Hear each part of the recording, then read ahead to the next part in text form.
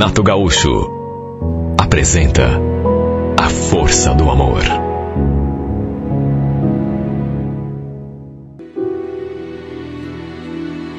Eu tenho uma tia que mora em Xanxerê, interior de Santa Catarina, e foi para lá que fomos de visita, eu e minha mãe naquele final de semana.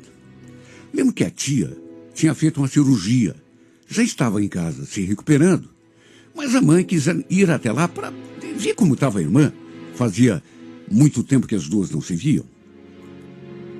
Eu era só uma menina quando havia estado na casa da tia Inês pela última vez. Devia ter uns 8, 9 anos.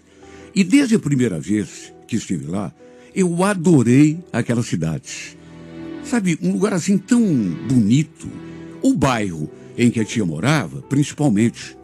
E justamente naquele final de semana, minha prima tinha ido viajar, de modo que me senti até um pouco sozinha. A tia tinha mais um filho, mas o Serginho era muito novo, de modo que a gente nem ficou, assim, muito perto um do outro. Aliás, eu acabei ficando próxima mesmo, foi do Paulo, um vizinho. Ele morava bem na casa ao lado da casa da minha tia. No segundo dia que estávamos lá, a gente se encontrou ali na frente e ele puxou conversa comigo. Olha, eu simpatizei com esse rapaz de saída. Era um moço tão bonito e tão simpático e tão educado. Louro, olhos azuis, sorriso bonito. Na verdade, nem foi tanto sua beleza física que me chamou a atenção, mas a sua simpatia, sua cordialidade, a educação que ele tinha e a inteligência também. Passamos a tarde toda ali na frente conversando. E a gente conversou sobre tudo o que se possa imaginar. Quando falei que era de Curitiba, era sobrinha da tia Inês, ele se mostrou tão interessado, começou a me fazer um monte de perguntas. Quis saber até se eu tinha namorado. A verdade é que a gente se encantou um pelo outro. Isso deu para notar só pelo modo como a gente se olhava. No fim, ele me convidou para sair à noite, falou que ia me levar a um lugar bem bacana, e o detalhe é que eu tinha só 17 anos. E ele também, era novinho. Nem habilitação ele tinha ainda. Só que isso eu só fiquei sabendo depois, quando a gente voltou a se encontrar ali na frente para sair. Eu me produzi toda. E quando fui lá para frente do portão, ele já estava lá me esperando. Pensei que fôssemos sair para dar uma volta de carro, mas foi aí que ele explicou que não tinha ainda a carteira de motorista. Fazer o quê? Nem tudo pode ser perfeito. Olha, eu me sentia até meio estranha, porque eu nunca tinha saído nem me interessado por um cara mais novo do que eu. Naquela época, eu estava assim, sem um interesse assim romântico, fazia algum tempo. Por isso tratei de aproveitar. Ele me levou para conhecer alguns lugares. Depois a gente parou num barzinho que tinha música ao vivo. E olha, foi tudo tão gostoso. Desde o começo me senti muito à vontade na companhia dele. Além de bonito, repito, era um cara incrível, sensível, inteligente. A certa altura, envolvidos naquele clima de romance, embalados pela música que tocava ali no bar, a gente acabou se beijando. E eu simplesmente adorei. E depois daquele primeiro beijo, parece que faltou assunto. Porque a gente, em vez de conversar, começou a se beijar e não parou mais. Foi um beijo atrás do outro. Olha que noite inesquecível. Que noite gostosa. Passava da meia-noite quando voltamos para casa. Fomos caminhando pela rua, abraçados, como se fôssemos um casal de namorados. Foi, repito, uma experiência única. E mesmo depois que chegamos, ainda ficamos ali, na frente do portão, curtindo um ao outro, por durante não sei quanto tempo. Meu Deus, fazia tanto tempo que eu não me sentia tão bem, tão feliz, tão eufórica com uma pessoa. Confesso que fiquei até um pouco preocupada depois quando entrei. Quando deitei na cama, fiquei ali pensando, relembrando o que tinha acontecido, e cheguei à conclusão de que certamente iria sentir falta do Paulo depois que voltasse para cá. Não sei explicar, mas eu senti desde o primeiro instante que seria difícil esquecê-lo. Sabe quando você sente saudade, falta de uma pessoa assim, por antecipação? No dia seguinte, ficamos juntos, só que dessa vez, sem conseguirmos nos controlar, acabamos indo um pouco além dos beijos e abraços e terminamos em cima de uma cama, fazendo amor pela primeira vez. Eu sei que não devia, até porque era um pouquinho mais experiente do que ele, e mesmo já tendo aquela amostra de que não conseguiria esquecê-lo depois que voltasse para cá, sei lá, começou a rolar um beijo atrás do outro e a gente não conseguiu se segurar. Seus pais não estavam em casa nesse dia, tinham ido passar o dia fora e aproveitamos esse momento e essa oportunidade para fazermos tudo aquilo que tínhamos vontade. Tudo rolou assim tão naturalmente. Ninguém forçou a barra de ninguém. Ele me convidou para assistir um filme. E no fim, sabe como essas coisas acontecem, né? Acabou rolando tudo. E tudo foi tão maravilhoso que mesmo correndo o risco de ele ficar pensando que eu era uma menina fácil, juro que em nenhum momento eu me arrependi. Como eu já esperava, foi difícil dizer adeus, dolorido. Eu não queria sair daquele lugar, porque não queria sair dali e me separar dele. Olha, quando entrei naquele ônibus para voltarmos, eu e minha mãe, me bateu uma sensação tão ruim, quase uma dor física. Era como se um pedaço de mim tivesse sido arrancado. Estranho. Aquilo nunca tinha me acontecido antes. De me encantar assim, tão intensamente por alguém. E alguém que eu tinha acabado de conhecer.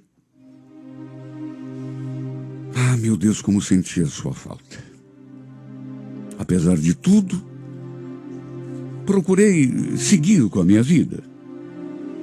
Eu havia lhe passado o número do meu celular, só que, para minha tristeza, ele não me ligou, nem mandou mensagem nenhuma. Eu não tinha ficado com o número dele, porque ele estava sem celular. Aliás, pensei que talvez fosse por isso que ele não tinha entrado em contato, estivesse com problema ainda com o telefone. No entanto, com o passar dos dias, como ele não entrou em contato comigo, fiquei com a cabeça cheia de preocupação. Pensando que talvez tivesse me enganado em relação ao que ele sentia. Que numa dessas, ele não tinha gostado tanto assim de me conhecer, do jeito que eu tinha gostado de conhecê-lo. Ou então, sei lá, pelo fato de eu ter me entregado já naquele nosso segundo encontro. Quem sabe ele tivesse me achado uma menina muito fácil e perdido o interesse. Foram tantos pensamentos que passaram pela minha cabeça. Mas continuei esperando um contato. Mesmo que fosse um simples oi. Mas como isso não aconteceu, acabei chegando à conclusão de que realmente não era algo para eu levar a sério. Frustrada, triste, decepcionada, só que fazer o quê? Se não tinha outro jeito. Quem sabe tenha sido apenas eu a fantasiar daquele jeito. Porque tem casos assim, né? A sensação que me deu foi de que ele também estivesse gostando de mim. Mas a gente se engana tanto, principalmente quando não conhece a pessoa direito. Só que aquilo que tínhamos feito lá na casa dos pais dele acabou tendo uma consequência muito séria. Eu acabei engravidando. Embora fosse algo que muito possível e até provável, sinceramente, eu até aquele momento não tinha imaginado uma coisa dessa, não tinha pensado nisso. Olha, eu fiquei tão nervosa e tão preocupada, porque um filho era coisa que realmente não estava nos meus planos naquela altura da minha vida. Se ele pelo menos tivesse entrado em contato comigo, se a gente estivesse se falando, mas numa dessas, acho que ele nem lembrava mais da minha existência. Eu fiquei tão perdida, tão abalada, que acredite quem quiser, antes mesmo de contar para os meus pais que estava grávida, o pior acabou acontecendo. Acabei sofrendo um aborto espontâneo. Acabei sofrendo aquele aborto espontâneo e acabei perdendo o bebê. Repito, eu nem tinha contado para ninguém da gravidez, nem para minha mãe ou para o meu pai. Aliás, não tinha contado nem para minha melhor amiga, para quem eu contava tudo o que acontecia comigo. Estava ainda tentando me acostumar com a situação, pensando num jeito de contar para eles. E contar ao Paulo também, imagine. Na prática, ele era só um menino, já que tinha só 17 anos. Como que eu ia lhe contar que tinha engravidado já naquela nossa primeira vez? Primeira e única vez que tínhamos ido para a cama. Se nem me procurar ele tinha procurado, nem mandado um oi que fosse, para saber como eu tinha chegado, imagino como iria reagir se eu jogasse essa bomba nos seus ombros. Eu fiquei tão perdida, pensando em tudo. Sei lá, talvez tenha sido até por isso que no fim acabei perdendo a criança. De todo modo, meus pais ficaram sabendo do mesmo jeito. Afinal de contas, precisei ir ao hospital, precisei fazer um procedimento. Minha mãe, naturalmente, não saiu do meu pé enquanto eu não lhe contei a história toda, a verdade completa. Juro, fiz de tudo para não entrar no assunto, mas não teve como. Eu e a minha mãe, a gente foi sempre, desde o começo, sempre fomos muito, mas muito amigas. Ela ficou me pressionando tanto que no fim contando a história completa. Sabe o que ela fez? Ligou lá para a tia, em Xanxerê, e contou para ela tudo o que tinha acontecido. E como se fosse pouco, ainda pediu que a tia conversasse com os pais do Paulo, para dar um corretivo nele. Meu Deus, não tinha necessidade de fazer isso. Era só fazer de conta que nada tinha acontecido. Até porque eu já tinha perdido o bebê mesmo. Não precisava ficar fazendo uma tempestade num copo d'água. E de mais a mais, eu era mais velho do que ele. Reconheço que se alguém tivesse de ter tido a cabeça no lugar, era eu. Olha, eu fiquei tão mal. Porque, puxa vida, minha mãe não precisava me expor daquele modo. Juro, mesmo com a perda do bebê, eu ainda pensava em procurar o Paulo. Porque tudo o que aconteceu entre nós tinha me marcado tanto, que sei lá, queria vê-lo de novo. Só que depois que a minha mãe armou aquele circo, fiquei morrendo de vergonha e decidi nunca mais ir atrás. Aliás, se dependesse de mim, nunca mais voltaria a Xanxerê. nunca mais procuraria o Paulo, de tanta vergonha que eu estava sentindo. O problema foi que todo esse episódio mexeu tanto com a minha cabeça.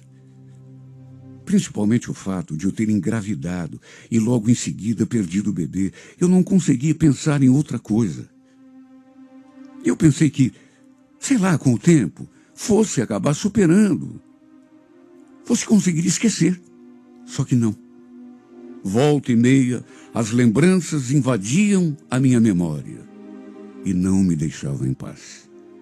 E não eram só as recordações de tudo que tinha vivido com Paulo, que na verdade foram tão poucos, embora muito intensos, mas também os planos que, mesmo não querendo, eu comecei a imaginar.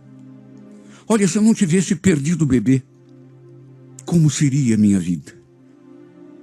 Como seria o rostinho do meu filho? Ou será que seria uma menina? E o Paulo? Como será que ele teria reagido quando soubesse que estava esperando um filho dele? Será que ficaria feliz? Ou não daria a mínima? Quem sabe até me culpasse? Será que ficaríamos juntos depois que o bebê nascesse? Sabe, mesmo não querendo, eu ficava pensando nessas coisas, viajando na minha imaginação, e não conseguia parar de pensar. E foi assim durante muito tempo. Na verdade, durante anos. Nunca mais consegui me libertar dos pensamentos, de tanto que tudo aquilo me marcou. Até que 4 anos depois, tomei finalmente uma importante decisão. Decidi visitar a minha tia.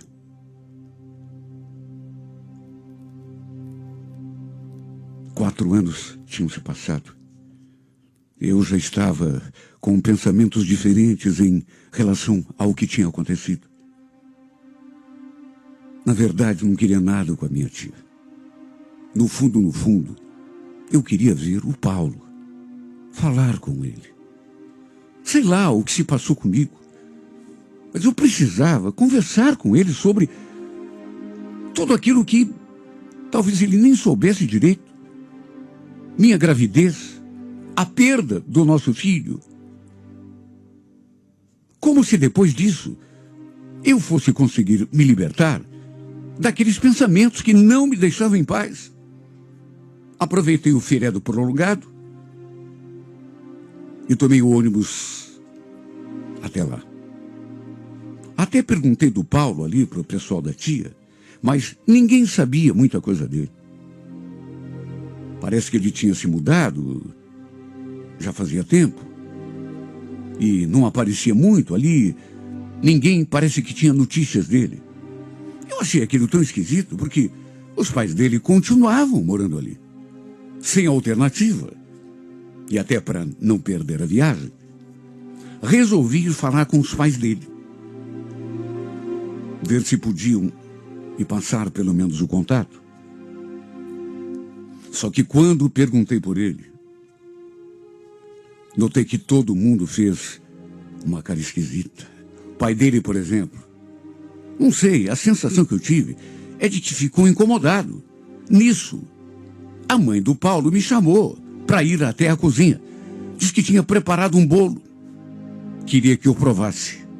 Na verdade, era apenas um pretexto para me tirar ali da sala.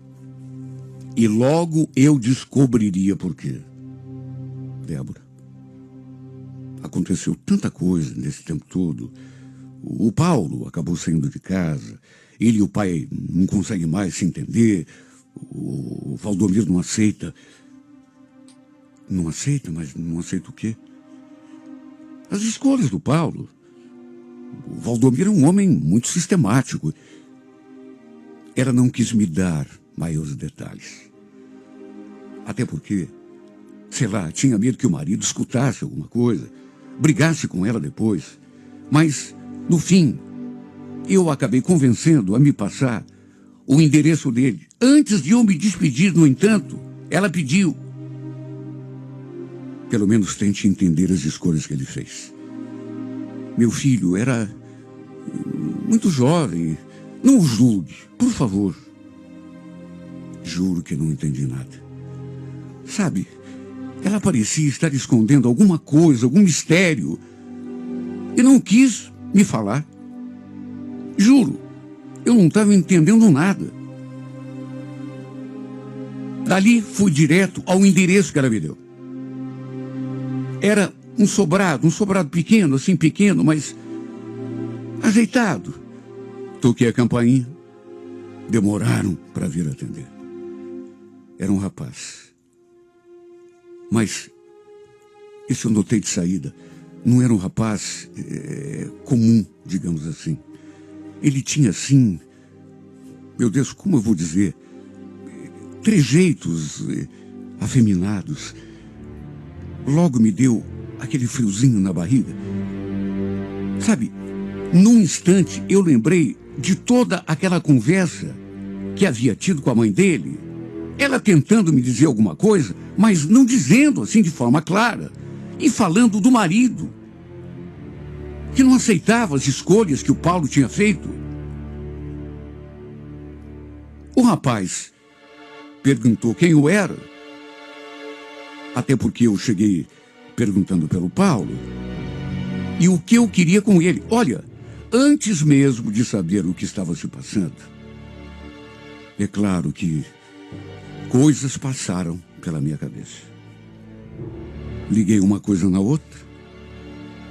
O que a mãe do Paulo tinha falado, a presença daquele rapaz ali, na casa onde teoricamente o Paulo morava.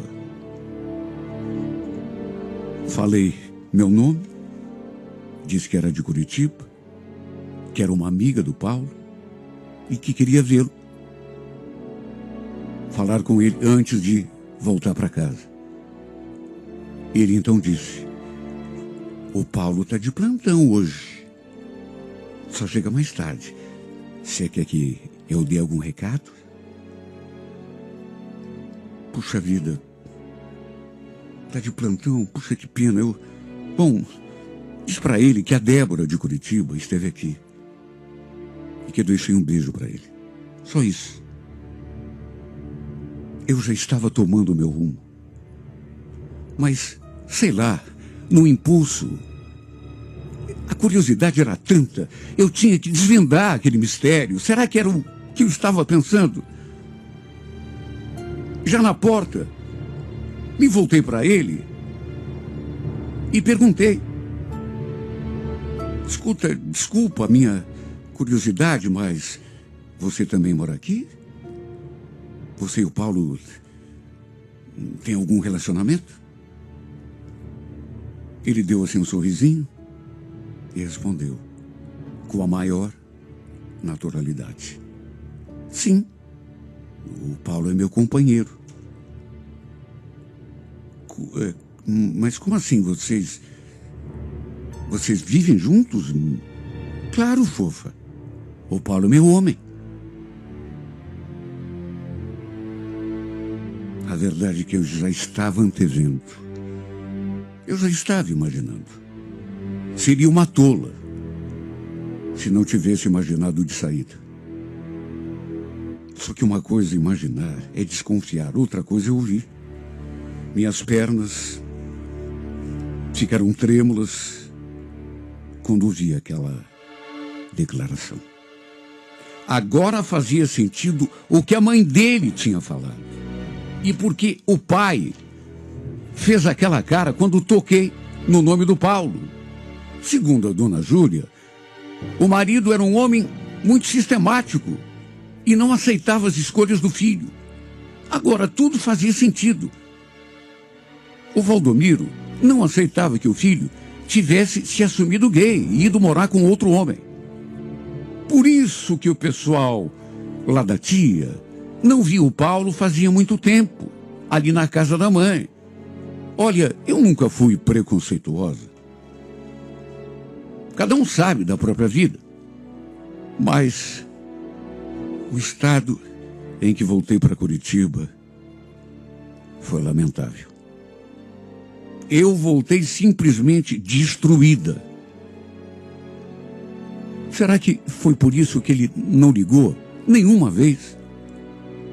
Depois que a gente teve aquele encontro, naquela minha primeira visita? Nem para dar um oi, nem para perguntar como eu tinha ido de viagem e se tinha chegado bem, nada. Será que já naquela época ele... É tanta coisa que eu me pergunto. Numa dessas, já naquele tempo, ele já tinha as suas preferências. Aí não viu futuro nenhum numa possível relação comigo e resolveu esquecer. Mas se era assim, por que então passou aqueles 2 dias comigo?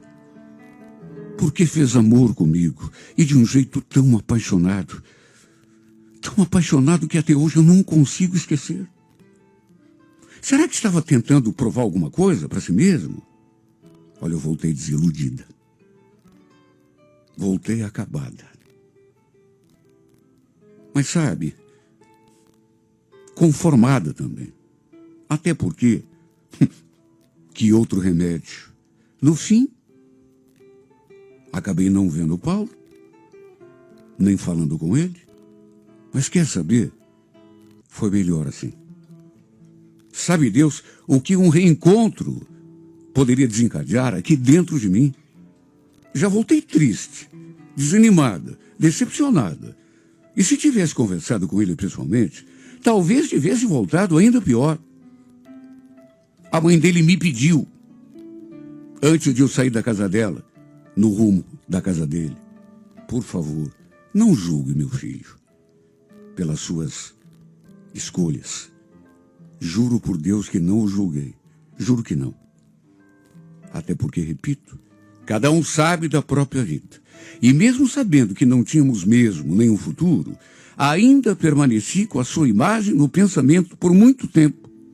Na verdade, até hoje. Fui obrigado a fazer tudo o que era possível para esquecê-lo.